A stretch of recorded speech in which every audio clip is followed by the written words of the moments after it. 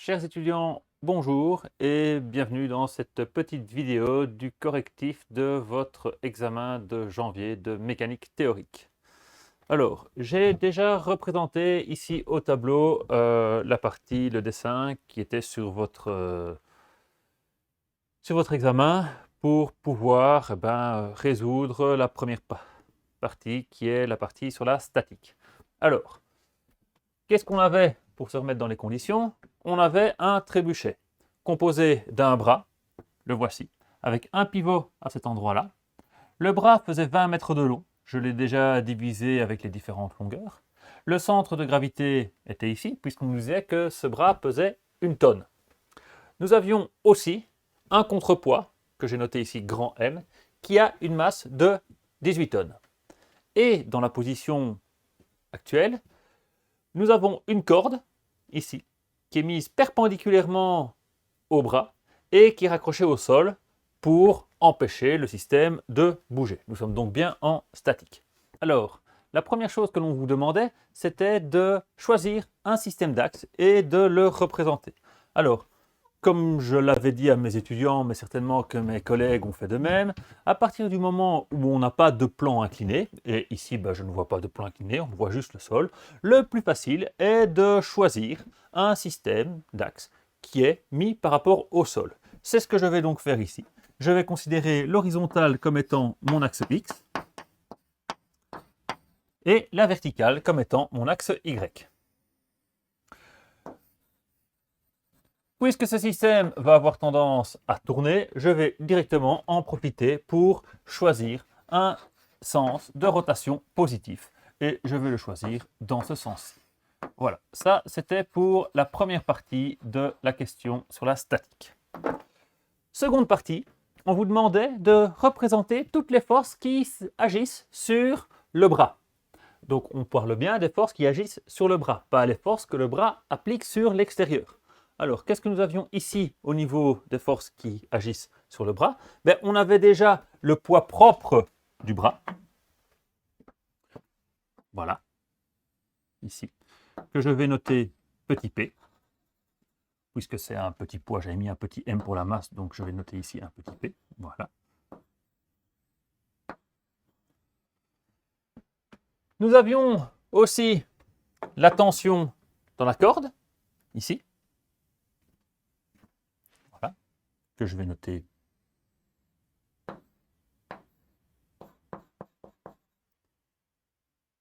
petit t. Je vais faire le vecteur. Hop. Nous avions le contrepoids qui, via la corde ici, tire sur notre bras. OK. Et donc, je vais mettre ça ici. Et je vais noter ça grand T. Ou pour faire plus facile, je vais carrément le noter grand P, puisque c'est plutôt un poids qui est appliqué directement là. Et la dernière chose à ne pas oublier, c'est la réaction au niveau du pivot. Alors, on n'a aucune idée de la direction dans laquelle est cette réaction. Donc, on sait juste que ça va pousser a priori vers le haut. Maintenant, si vous vous trompez, ce n'est pas dramatique, vous trouverez des valeurs qui seraient négatives, mais rien n'est faux. Okay. Donc, ici, je vais représenter une réaction. Je ne sais pas comment elle est, mais instinctivement, j'ai envie de la dessiner comme ceci. Voilà. Et je vais l'appeler simplement R. Voilà. Ça, c'était pour le point B. Ensuite, on vous demandait de décomposer sur ce même schéma les différentes forces que vous aviez représentées suivant votre système d'axe. Alors, ici, les deux seuls que je vais devoir décomposer, c'est qui? C'est la tension qui est ici, avec une composante verticale que je vais appeler TY, et une composante horizontale que je vais bien évidemment appeler TX. Je vais devoir faire de même pour la partie réaction au niveau de notre axe de pivot. Et donc, pour notre réaction, une composante verticale que je vais nommer bien évidemment R, Y, et une composante horizontale que je vais bien évidemment nommer R, X. Voilà. Ça, c'était pour le point A, le point B et le point C. Maintenant que nous avons représenté nos différentes forces et que nous avons décomposé, nous allons pouvoir écrire les équations qui vont nous permettre de résoudre ce problème. Alors, les équations, je suppose que vous les connaissez bien. Somme des forces suivant x doit être égale à 0, somme des forces suivant y doit être égale à 0, et la somme des moments par rapport à n'importe quel point doit aussi être égale à 0. Ok. Alors, somme des forces suivant x, commençons logiquement. Somme des forces suivant x doit être égale à 0. Qu'est-ce que j'ai comme force suivant x? J'ai Tx en positif et j'ai Rx en négatif. Donc j'ai Tx moins Rx qui doit être égal à 0 et je vais difficilement pouvoir aller plus loin. Si j'ai envie, je peux noter que Tx doit être égal à Rx. Qu'est-ce que j'ai d'autre au niveau de mes équations? J'ai fait les x, je vous propose de passer au y. Donc, qu'est-ce que je peux écrire? Somme des forces suivant y doit aussi être égale à 0. Qu'est-ce que j'ai comme force suivant y? Ici, un petit peu plus. J'ai ty en négatif, petit p en négatif, plus ry moins grand P. Petit p, 1000 kg, donc 10 000 newtons. Grand P, 18 tonnes, 18 000 kg, 180 000 newtons. Et donc, je vais directement aller remplacer ça pour écrire tout ça d'un grand coup. Et je vais pouvoir écrire quoi? Que ry moins ty, c'est égal à 190 000 newtons. Voilà. Dernière équation que nous allons pouvoir écrire, c'est bien évidemment l'équation sur les moments. Ok? Alors, qu'est-ce que j'ai? Par rapport à quel point vais-je calculer le moment? Étant donné que la force que je connais le moins, c'est la réaction à ce niveau-ci, au point A, je vous propose de calculer ces moments par rapport à ce point A, ce qui va vous permettre d'éliminer R dans l'équation de la somme des moments. Alors, ici, ce qu'il y a de bien, c'est que vous voyez que T est directement perpendiculaire au bras. Okay? Donc, le bras de levier de la force T, c'est la distance qui va de là jusqu'ici, c'est-à-dire 8 plus 7, 15 mètres. Okay? Et donc, ça va avoir tendance à faire tourner notre système dans le sens positif. Donc, au niveau de ma somme de moments, par rapport au point A qui doit être égal à 0, qu'est-ce que je peux déjà noter? Je peux noter que j'ai 15 fois T en positif. Qu'est-ce que j'ai d'autre qui va avoir tendance à faire tourner mon système? J'ai le poids petit p. Okay. Et là, il va falloir que j'aille chercher le bras de levier par rapport au point A. Et donc le bras de levier, je vous rappelle, c'est la distance entre la ligne d'action de la force, donc ici de P, et le point A. Et la distance, bien évidemment, c'est ce qu'on prend le plus court, donc c'est-à-dire de ce point-là à ce point-ci. Et pour trouver cette distance-là, ce n'est pas très compliqué. Il suffit de faire les 8 mètres multipliés par le cosinus de 60. Un petit peu de trigonométrie n'a jamais tué personne. Et donc, j'ai P. P, je sais ce que ça vaut. Ça vaut 1000 kg. Donc, en newton, ça fait 10 000 newtons. Ça va avoir tendance à faire tourner mon système dans le sens positif, donc plus. J'ai donc plus 10 000. Et le bras de levier, c'est 8 fois le cosinus de 60 degrés. Qu'est-ce que j'ai d'autre encore comme effort qui va avoir tendance à faire tourner mon système? J'ai le contrepoids grand M, les 18 tonnes. Okay. Et qui, elle, va bien évidemment avoir tendance à faire tourner mon système dans le sens opposé à mon sens positif, dans le sens négatif. Donc je peux mettre un moins.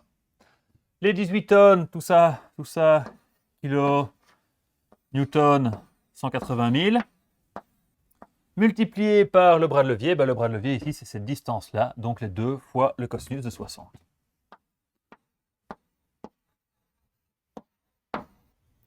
Et la somme de tout ça doit être égale à 0, bien évidemment. Qu'est-ce que je remarque? Je n'ai qu'une seule équation avec qu'une seule inconnue. Et donc, je peux facilement aller isoler t ici dedans. Et donc, je vais trouver que t, c'est égal à quoi?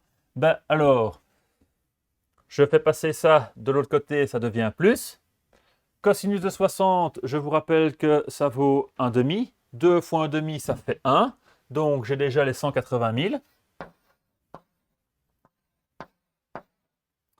Moins, puisque cette partie-là, en passant de l'autre côté, devient négative. Les 10 000 fois les 8, le cosinus de 60, je vous rappelle, ça fait toujours 1,5, donc ça fait 10 000 fois 8 divisé par 2, donc 10 000 fois 4, ça fait 40 000. Et le tout divisé par 15, ce qui me donne, après petit calcul, ce qui me donne 8235,3 si on l'arrondit correctement.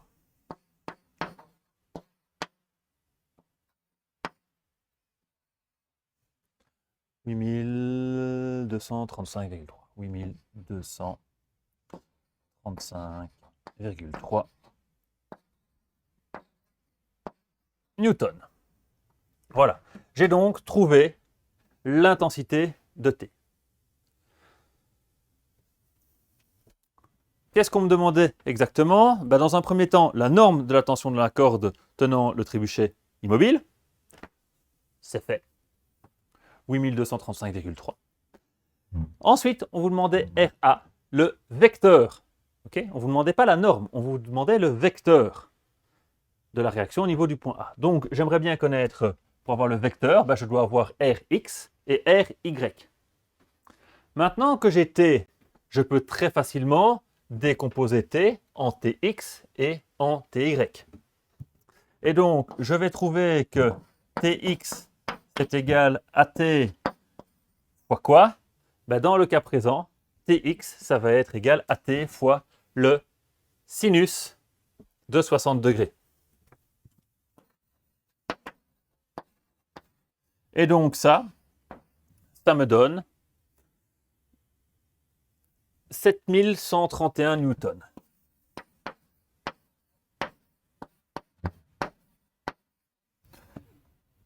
Ty, si pour l'un, c'est le sinus, bien évidemment, vous en doutez bien que pour l'autre, c'est le cosinus.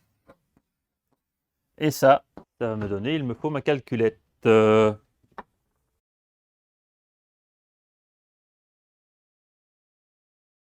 4117,65.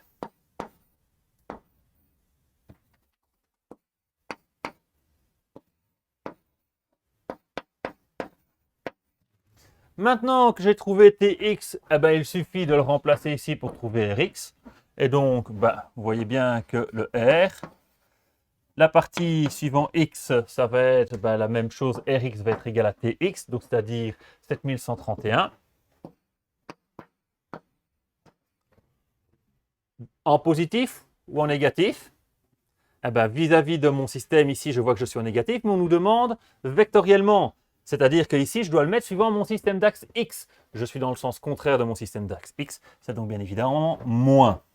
Ça, c'est pour la composante suivant X. Suivant X, je suis dans le sens contraire, donc moins. Et suivant Y, suivant Y, je devrais l'isoler ici. Et donc, qu'est-ce que ça vaut? C'est R, la réaction suivant Y, c'est 190 000 plus Ty, donc plus 4117,65. Ce qui va me faire 194 117,65. 194 117,65. Voilà.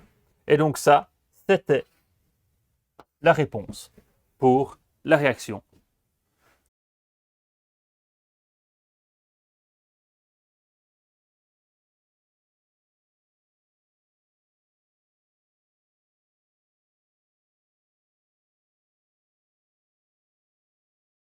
Passons à la question 2, la partie dynamique.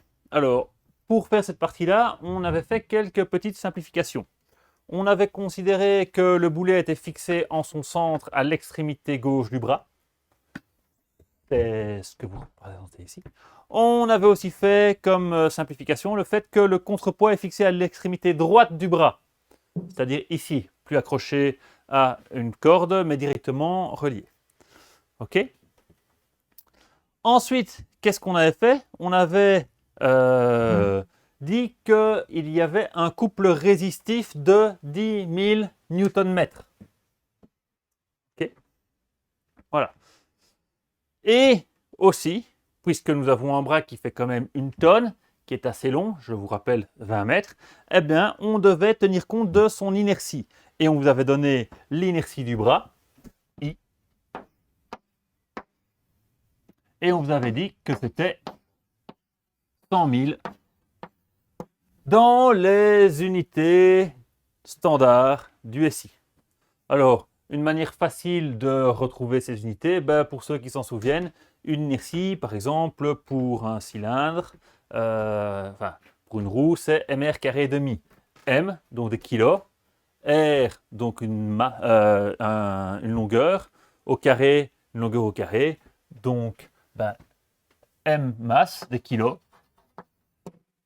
fois des mètres au carré. Le divisé par 2 n'étant pas une unité. Donc c'est des kilomètres carrés. Voilà. Comme ça, on a fait aussi un petit peu d'unité.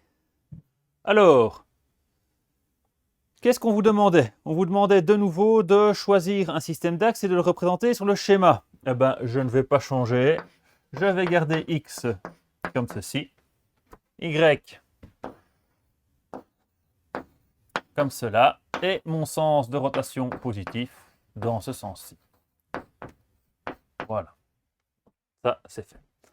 Ensuite, on vous demandait de nouveau de représenter toutes les forces qui agissent sur le bras. Alors, qu'est-ce qu'on a comme force qui agit sur le bras? Bien évidemment, on a la masse du boulet ici qui est purement verticale. Enfin, le poids plutôt du boulet. Que je vais noter PB, le poids du boulet. On a le poids du bras que je vais renoter petit p. On a la réaction au niveau du pivot que je vais renoter R. Ouh, j'ai oublié de mettre les petits vecteurs.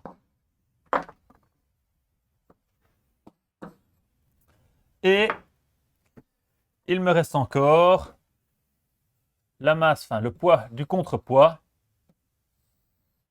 que je vais appeler grand P. Voilà.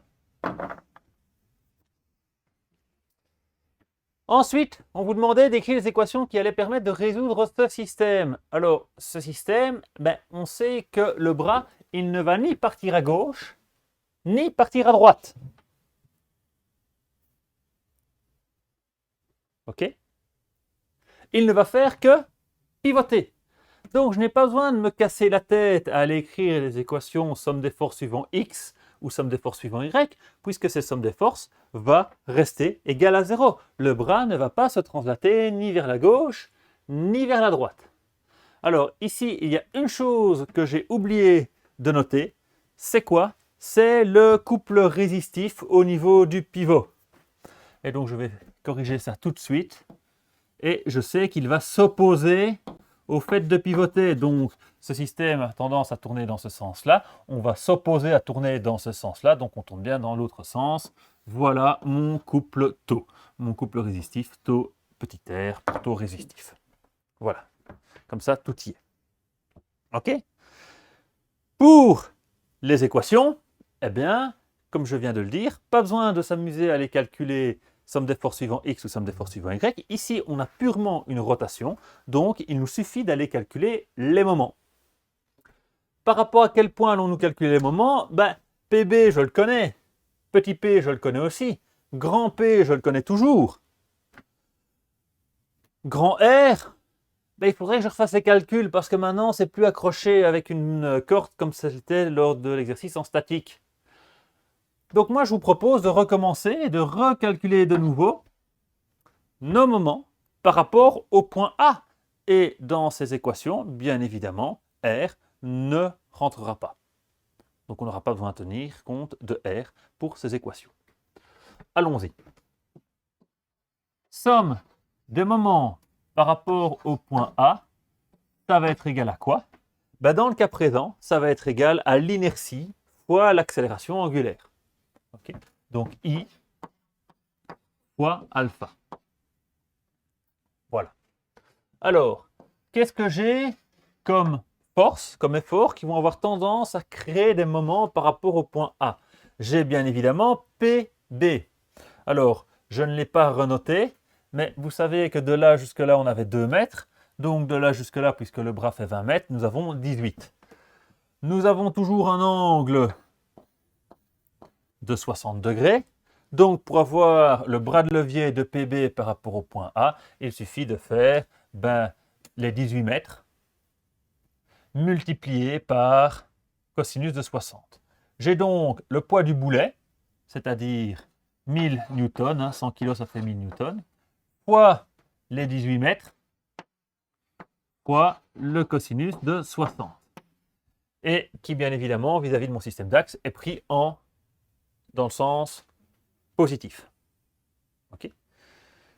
J'ai quoi d'autre? J'ai le poids P, qui est au centre, le poids propre du bras, qui est au centre du bras. Donc ça veut dire, de là jusque là, puisqu'on a 10 mètres, enfin 20 mètres au total, là on a 10, là on a 2, il nous reste donc 8 ici. De nouveau, le bras de levier, c'est la distance entre la ligne d'action de petit p et du point A, donc c'est-à-dire cette distance-là. De nouveau, il suffira de faire quoi? 8 fois le cosinus de 60. Et cela tourne bien aussi dans le sens positif vis-à-vis de mon choix de sens de rotation. Et donc j'ai plus le poids propre, la tonne, multiplié par 10 pour avoir des newtons, 10 000 newtons, fois les 8 mètres, fois le cosinus de 60. Qu'est-ce que j'ai d'autre comme moment qui s'applique dessus? J'ai mon couple résistif taux R. Et donc, mon couple résistif, qui se tourne dans le sens positif vis-à-vis de la manière dont moi j'ai choisi mon sens. Je vais donc mettre plus le couple résistif. Et le couple résistif, on nous avait dit qu'il valait, attention, attention, attention, 10 000 newton-mètres. Donc j'ai plus 10 000 newton-mètres. Qu'est-ce que j'ai d'autre encore comme effort qui va avoir tendance à faire tourner mon système? Bien évidemment, j'ai mon contrepoids. C'est lui qui va faire tourner le système. Okay. Et qui, lui, va avoir tendance à faire tourner le système dans le sens négatif vis-à-vis de mon choix. Et donc, je vais repasser ici. Moins. Alors, de là jusqu'à là, on avait 2 mètres multiplié par, bien évidemment, le cosinus de 60 multiplié par grand P. Donc, j'ai 2 fois les 180 000 newtons fois le cosinus de 60. Et tout ça doit être égal à l'inertie de mon bras multiplié par mon accélération angulaire. L'inertie du bras, on vous la donne, 100 000. Et alpha, c'est ce qu'on vous demande de calculer. Alpha. Voilà. Alors, ici, qu'est-ce qu'on va pouvoir faire? Déjà, une première chose que je vous propose, c'est de virer, de tout multiplier par, non, simplement de diviser ici par 2, puisque cosinus de 60, ça fait 2. Donc ici, ça va devenir 9. Cosinus 60 et 8, ça va devenir 4. Cosinus 60 et 2, ça va devenir 1. Et puis après, ça reste tel quel. Donc, j'ai 9 fois 1000, ça fait 9000. Plus 10 000 fois 4, ça fait 40 000. plus 10 000 moins 180 000 est égal à 100 000 alpha. Je vous propose de commencer par tout diviser par 1000.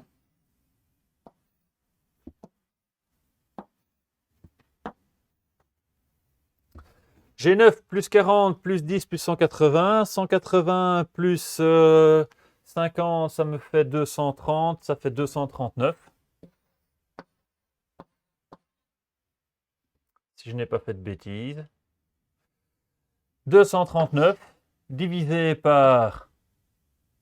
Oh, j'ai fait une grosse bêtise. Donc j'ai moins 180 plus 40 plus 10, donc ça fait 140, 130, 121. J'ai donc moins 121 divisé par 100, qui est égal à alpha. Et donc je trouve que alpha est égal à moins 1,21 radians par seconde au carré. Voilà. Ensuite, on vous demandait de calculer l'accélération tangentielle. Alors, je vous rappelle que l'accélération tangentielle, c'est alpha fois le rayon. Le rayon de courbure pour être précis. Le rayon de courbure, on vous demandait ça pour le boulet. L'accélération tangentielle du boulet, donc à ce niveau-ci, bah, c'est alpha 1,21 fois le rayon. Bah, à quelle distance se trouve le boulet du centre de rotation? Bah, il se trouve à 18 mètres. Donc c'est 1,21 fois 18. Ce qui me fait 21,78 mètres par seconde au carré.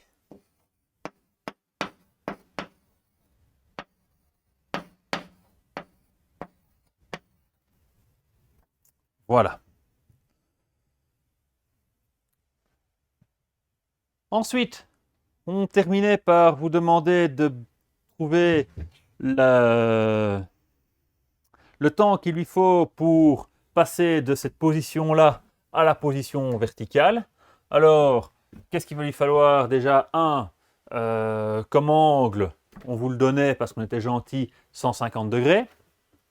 Hein, il doit parcourir 150 degrés. Quel est le temps qu'il va lui falloir pour parcourir ces 150 degrés? Alors, je sais qu'il a une accélération de 1,21 radians par seconde au carré.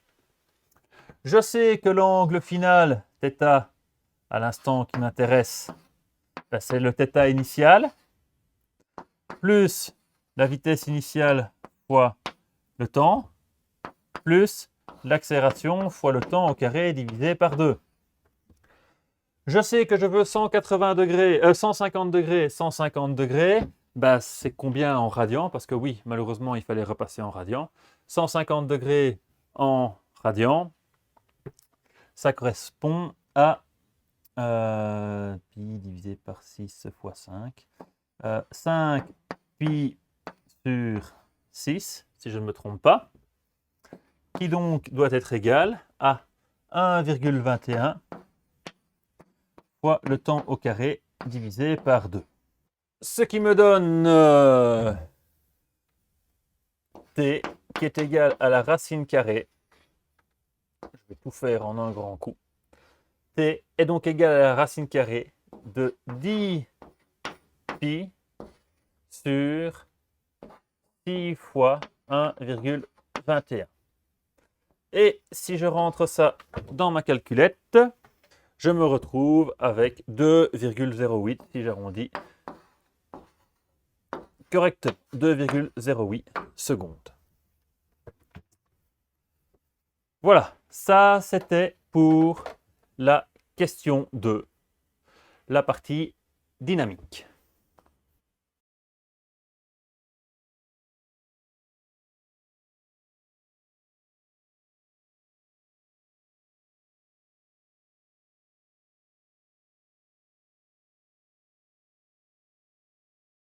Allons-y pour le point 3. On vous demandait, en utilisant l'énergétique, de trouver la vitesse à laquelle partirait le boulet s'il monte à la verticale du trébuchet. Alors ici, je n'ai pas dessiné ça parfaitement à la verticale, simplement pour qu'on puisse se distinguer un petit peu mieux, même si c'est peut-être pas très clair, le trébuchet le bras du trébuchet par rapport au support vertical du trébuchet. Voilà. Les données sont toujours les mêmes. La seule chose que l'on va faire, c'est qu'on va négliger la masse du bras. Voilà. OK? On tient compte que du boulet et du contrepoids. Ça va?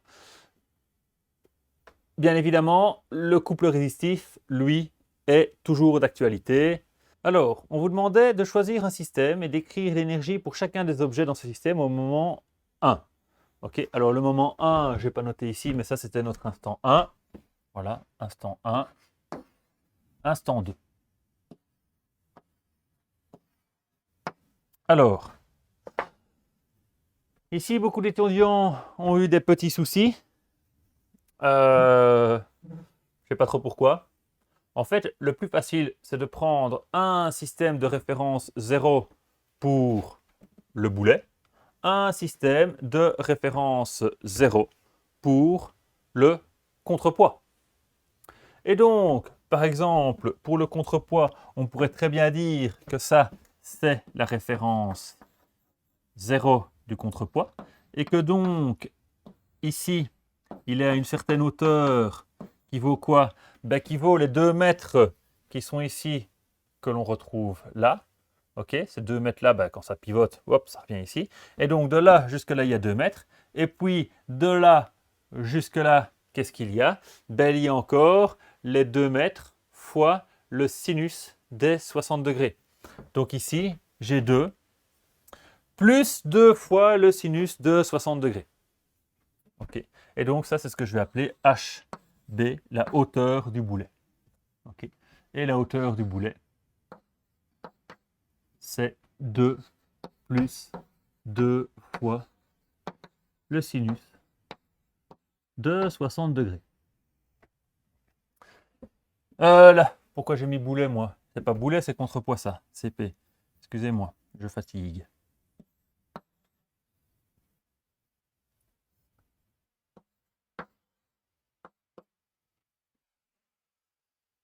Je peux bien évidemment faire la même chose, et c'est ce que je vais faire, vous vous en doutez, pour la partie boulet, cette fois-ci, sans me tromper.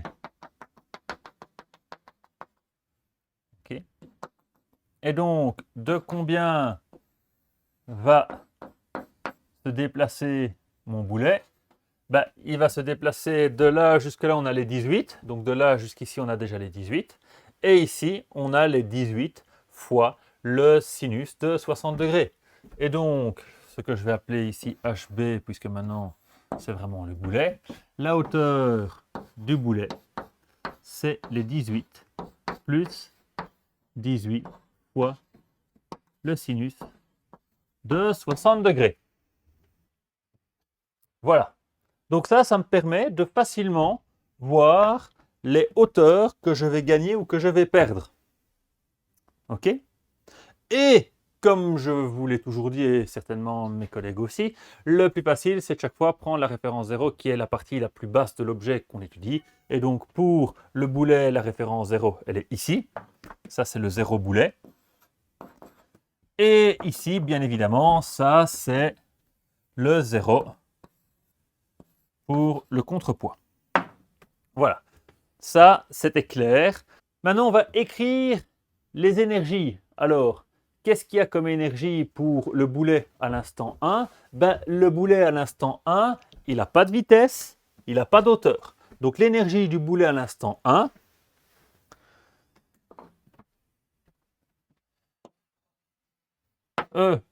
boulet 1, 0. L'énergie du contrepoids à l'instant 1, ben le contrepoids, il n'a pas de vitesse, hein, mais par contre, il a déjà une certaine hauteur. Donc, l'énergie du contrepoids à l'instant 1, c'est mes 2 plus 2 fois le sinus de 60. 2 plus 2 sinus de 60, ça c'est la hauteur, fois la masse du contrepoids. La masse du contrepoids, on est toujours sur nos 18 tonnes, fois la gravité, fois 10, donc fois 180. M fois G fois H, c'est bien une énergie potentielle. Voilà, ça c'est à l'instant 1. En 1, l'énergie du boulet, 0. L'énergie du contrepoids, 0. Passons maintenant à l'instant 2. À l'instant 2, qu'est-ce que j'ai? À l'instant 2, j'ai mon boulet qui a une certaine hauteur et une certaine vitesse. Donc, à l'instant 2, que je vais noter en 2, l'énergie du boulet, à l'instant 2, il y a une énergie potentielle, M fois G fois H, donc c'est-à-dire les 100 kg fois la gravité fois la hauteur, les 18 plus 18 sinus de 60. Ça, c'est pour la partie potentielle, mais il y a aussi une certaine vitesse. M fois V au carré divisé par 2.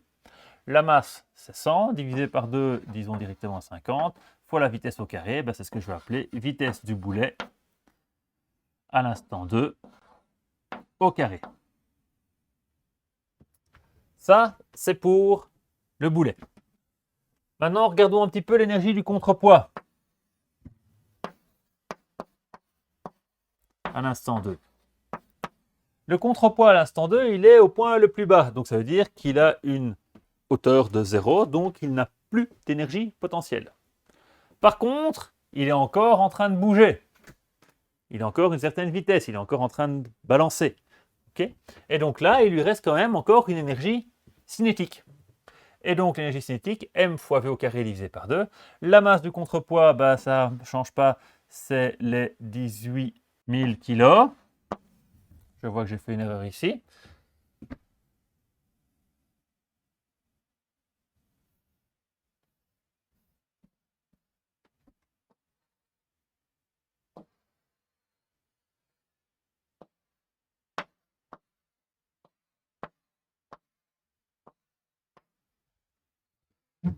« 18 000 kg fois la gravité, ça fait 180 000.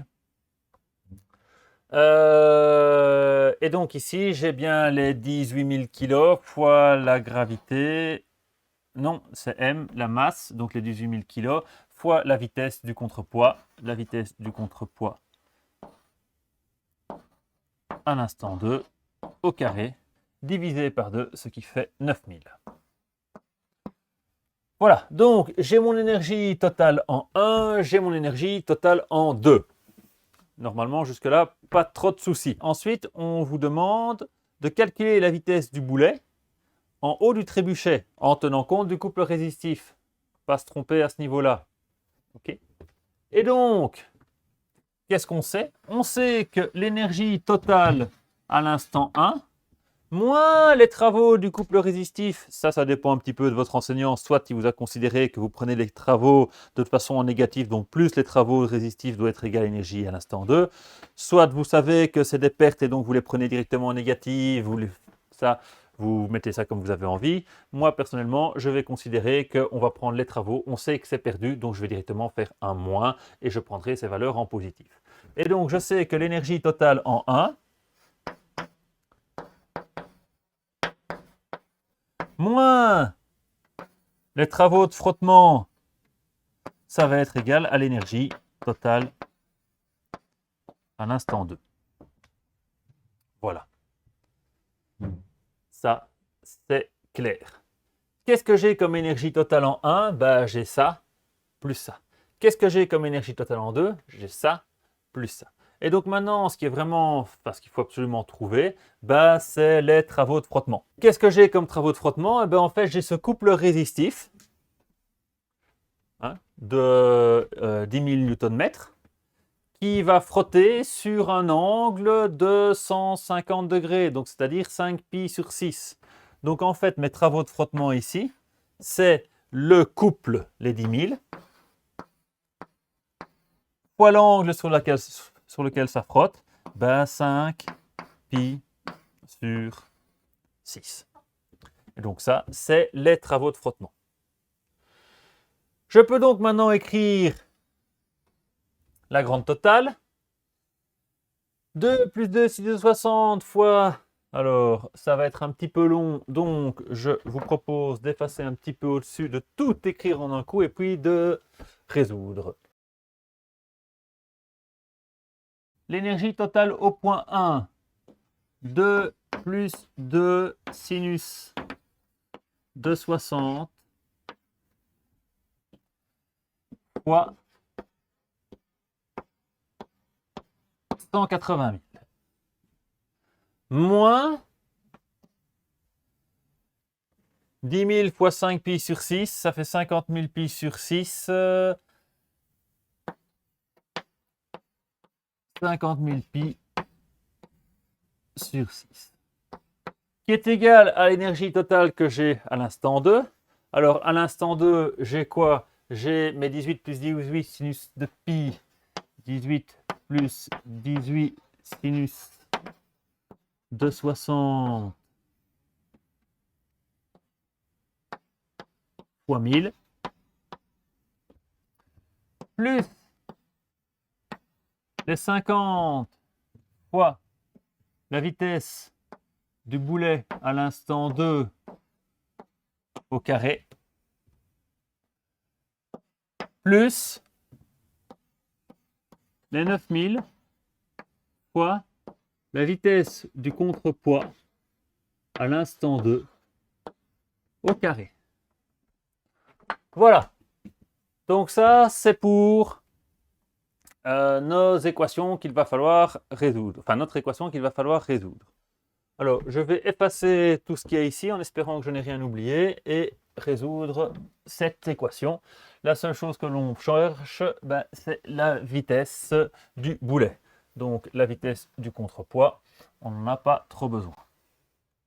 Mais bien évidemment, la vitesse du boulet et la vitesse du contrepoids sont reliées ensemble. Puisqu'on a c'est relié via la vitesse angulaire de notre système. Okay. Et on a la même vitesse angulaire, le bras il a la même vitesse angulaire aussi bien pour le contrepoids que pour le boulet. Et donc, on sait que la vitesse du boulet, c'est égal à la vitesse angulaire du bras multiplié par le rayon à lequel se trouve ce boulet, c'est-à-dire à 18 mètres. On sait que la vitesse du contrepoids, c'est de nouveau la vitesse angulaire du bras fois la distance à laquelle il se trouve, c'est-à-dire 2. Et donc, en faisant ici une petite mise en évidence et en remplaçant, qu'est-ce qu'on peut trouver?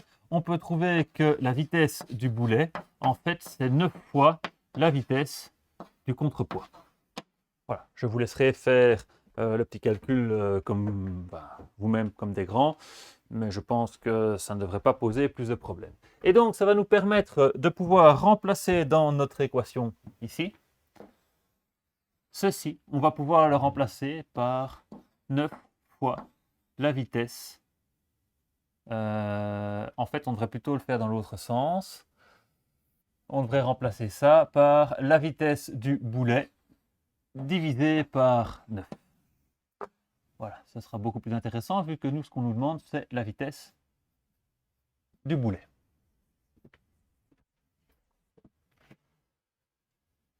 Alors, pour faire un petit peu plus simple, je vais déjà commencer par tout diviser par 10.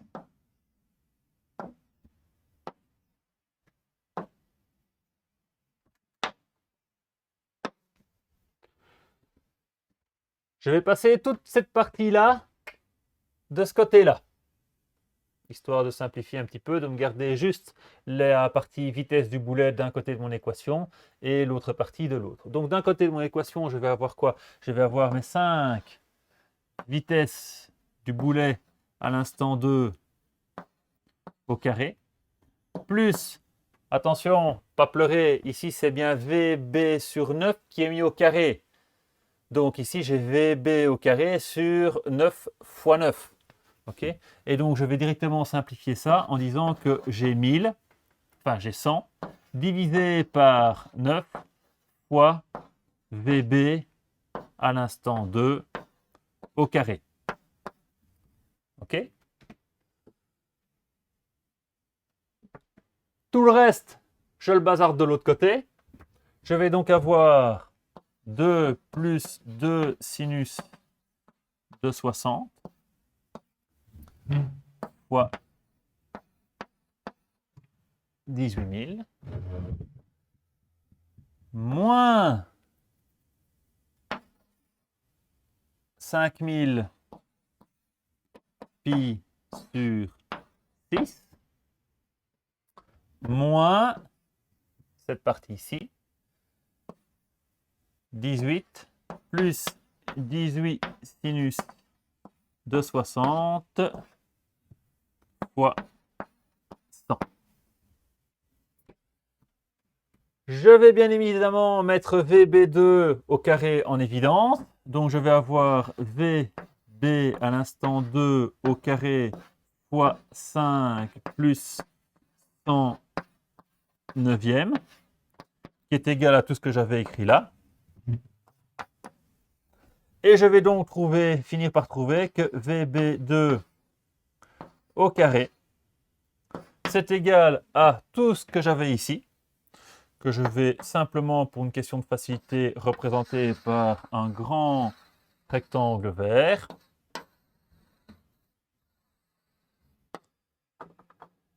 Divisé par 5 plus 100 neuvième. Et si j'ai envie d'avoir juste VB2, eh bien, il me suffit de prendre la racine carrée de tout cela. C'est bien évidemment ce que je vais faire en encodant tout ça sur ma calculette. Et donc, j'ai une magnifique racine carrée d'une magnifique fraction dans laquelle je vais trouver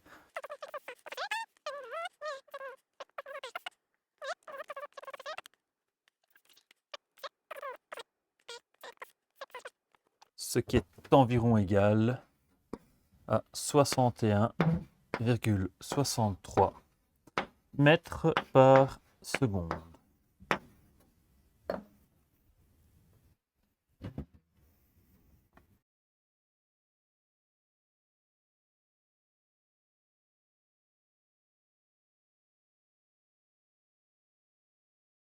Question 4, la cinématique.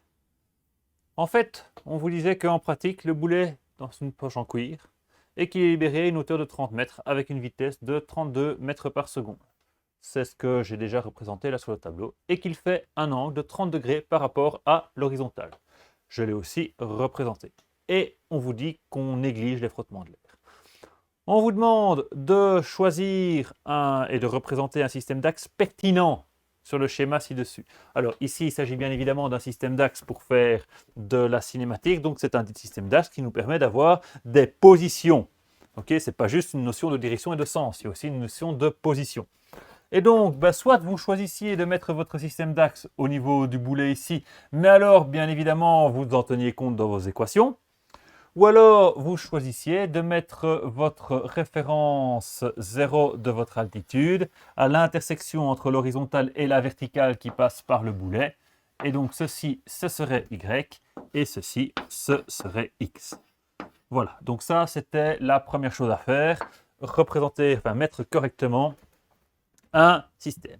Ensuite, on vous demandait d'écrire les équations du mouvement pour le boulet selon votre système d'axe. C'est pour ça qu'il ne fallait pas se tromper. Si vous mettiez votre système d'axe différemment, mais que vos équations étaient correctes, pas de problème.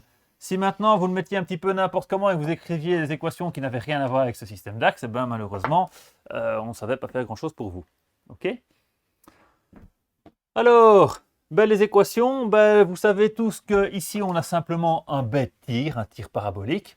Vous savez que moi, j'aime bien représenter la gravité quand je fais des tirs paraboliques et que c'est la gravité qui fait tomber mon système. Donc, je vais quand même mettre G ici. Et vous savez aussi qu'habituellement, quand on travaille avec des vecteurs, on aime bien décomposer ces vecteurs suivant notre système d'axes. Et donc, je vais directement faire ça en mettant cette partie-ci que je vais bien évidemment appeler Vx et cette partie-là que je vais bien évidemment appeler Vy. Voilà. Alors, c'était assez facile de trouver Vx et Vy. Hein. Vx, ce serait égal à V fois le cosinus de 30 degrés. Ok, le cosinus de 30 degrés, je vous rappelle que c'est égal à racine de 3 sur 2. Donc, ça faisait 16 racine de 3. Et pour Vy, c'est V fois le sinus de 30 degrés, ce qui nous donne exactement 16. Voilà. Si on a envie d'être précis, on peut même noter qu'il s'agit de mètres par seconde. Voilà, ça c'était pour la décomposition. On ne vous le demandait pas, mais vous étiez de toute façon obligé de passer par là. Deuxième chose, écrire les équations. Alors, les équations, on vous demandait les équations du mouvement, donc on vous demandait ici surtout, en fait, c'était la position. Okay. Vous pouviez écrire l'accélération, la vitesse et la position, mais ici, les équations du mouvement, ici, ce qui vous intéressait vraiment surtout, et vous, ce qui vous intéressait aussi surtout, c'est ce qui était position, puisque vous demandez à quel endroit le boulet allait toucher le sol.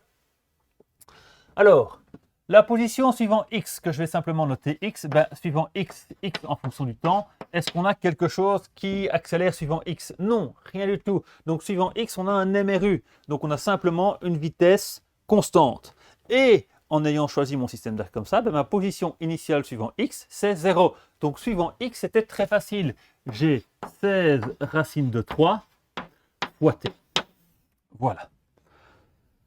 Suivant y, c'était un petit peu plus complexe. Suivant y, qu'est-ce que j'avais? Suivant y, déjà au départ, la position initiale suivant y, c'est pas 0. La position initiale suivant y, on est déjà à 30 mètres au départ. Donc je peux déjà les noter. Ensuite, suivant y, j'ai déjà une certaine vitesse qui est vers le haut, donc positive suivant mon système d'axe. Donc, je vais mettre plus. V0, Vy0 dans le cas présent, cette année 16. 16 fois t. Et ensuite, qu'est-ce qu'il me reste? Il me reste la gravité qui a tendance à faire tomber mon objet vers le bas, qui donc est pris en négatif. Donc, j'ai moins la gravité, donc 10, fois t au carré, divisé par 2.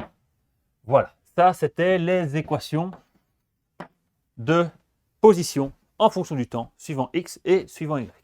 Ensuite, nous, on voulait savoir à quel endroit notre projectile allait toucher le sol. Donc, notre projectile allait faire quelque chose dans ce genre-là. Et ici, voilà, là, il allait toucher le sol. Et on voulait savoir à quelle distance il allait toucher le sol. On calculait la distance ici, que je vais appeler la distance D. Hein, la portée du tir. Voilà. Et ça, moi, c'est ce que je vais appeler l'instant T pour le temps de chute. Et qu'est-ce que je sais? Qu'est-ce que je peux écrire? Je sais qu'à cet instant-là, en T, la position suivant y est égale à 0. Et donc, ce que je peux noter? Je peux noter que y en t est égal à 0. Et grâce à ça, je peux noter que 0 est égal à 30 plus 16 fois le temps de chute moins 5 fois le temps de chute au carré. Ceci est bien évidemment une équation du second degré. Pour résoudre l'équation du second degré, delta. Et c'est parti.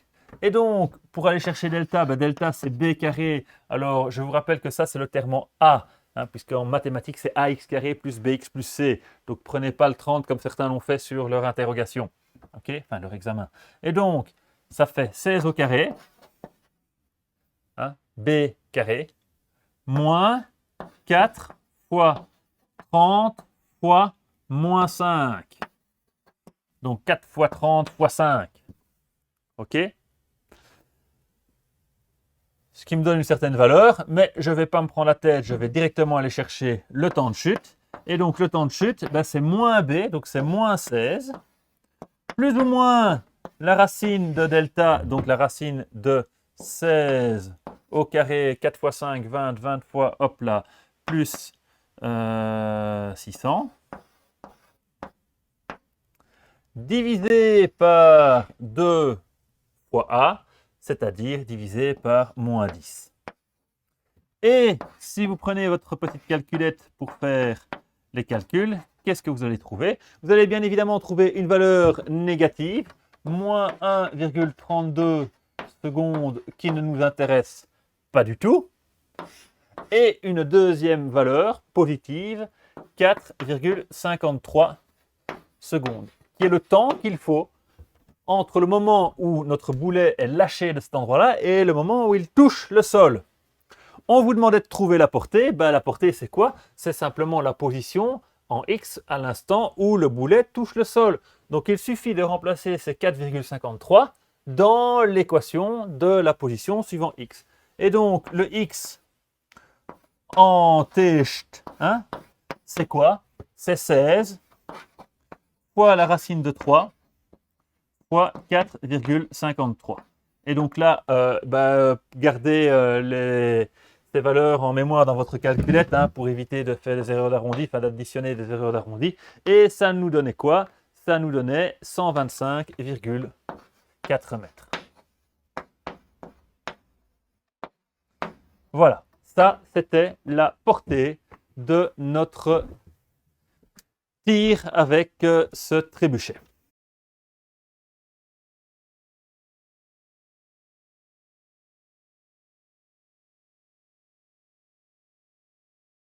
Et c'est parti pour la dernière question, la question 5, la collision.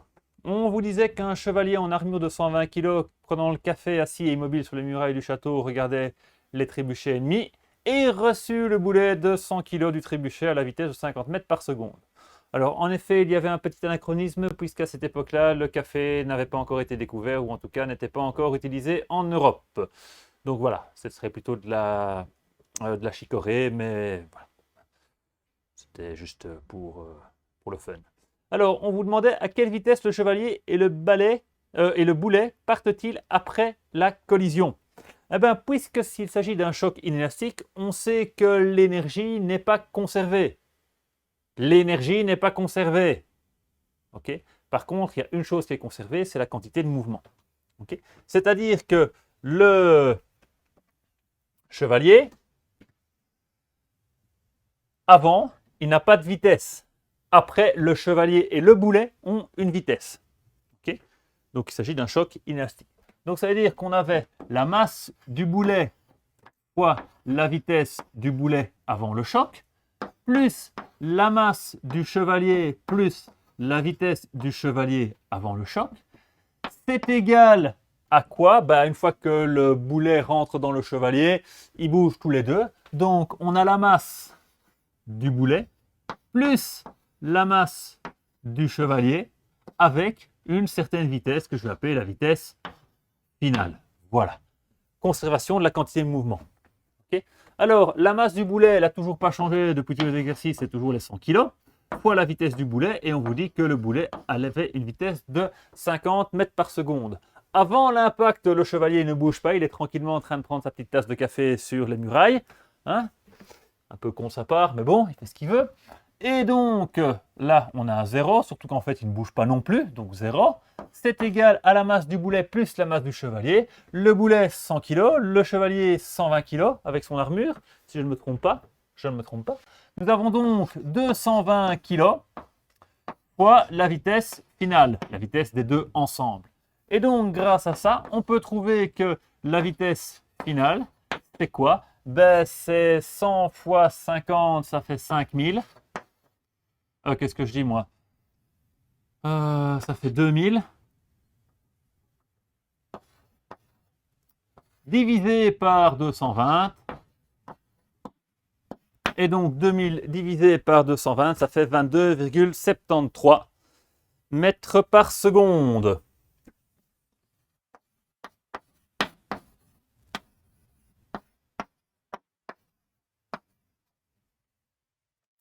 Voilà, ça c'était pour la partie conservation de la quantité de mouvement. Quelle énergie fut dissipée durant ce choc? On vous disait, hein, c'est dissipé sous forme de chaleur, de déformation, de son, enfin c'est dissipé. Ok, on ne vous demandait pas si c'était de la chaleur, de la déformation et du son. C'est de toute façon de tout. Il y a de la chaleur, il y a de la déformation et il y a du son. Nous, ce qu'on voulait, c'était la valeur en joules de l'énergie dissipée. Ok. Alors, l'énergie dissipée, ben, c'est la différence entre l'énergie qu'on avait avant et l'énergie qu'on a après. Hein. Donc, l'énergie dissipée ou l'énergie perdue, c'est quoi?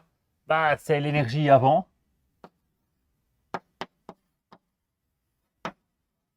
moins l'énergie après. Alors, avant, qu'est-ce qu'on avait comme énergie? Ben, on avait juste une énergie cinétique du boulet. M fois V au carré divisé par 2. La masse du boulet, toujours 100, fois la vitesse du boulet, c'est 50 mis au carré, divisé par 2. Après, qu'est-ce qu'on a? Ben, on a le boulet et le chevalier qui se déplacent à 22,73 mètres par seconde. Donc on a 220 fois 22,73 au carré divisé par 2. Et si on fait le petit calcul à la calculette, on obtient quoi? Eh bien, on obtient 68 181,81. Non, 68 000. 68 181,81 environ joules. Voilà, ça c'était pour la valeur de l'énergie, ce qui fait à la grosse louche 68 kJ. Hein. Voilà, alors une petite question supplémentaire, mais qui ne valait pour aucun point, c'était juste pour pouvoir rigoler un petit peu. Comment va le chevalier d'après vous? Il va vite, hein? Il est quand même presque, enfin, un peu plus de 80 km/h. Et à mon avis, il va mal aussi. Voilà, il y a de fortes chances qu'il soit décédé. Voilà. Et ceci clôture la correction de l'examen de janvier pour le cours de mécanique théorique.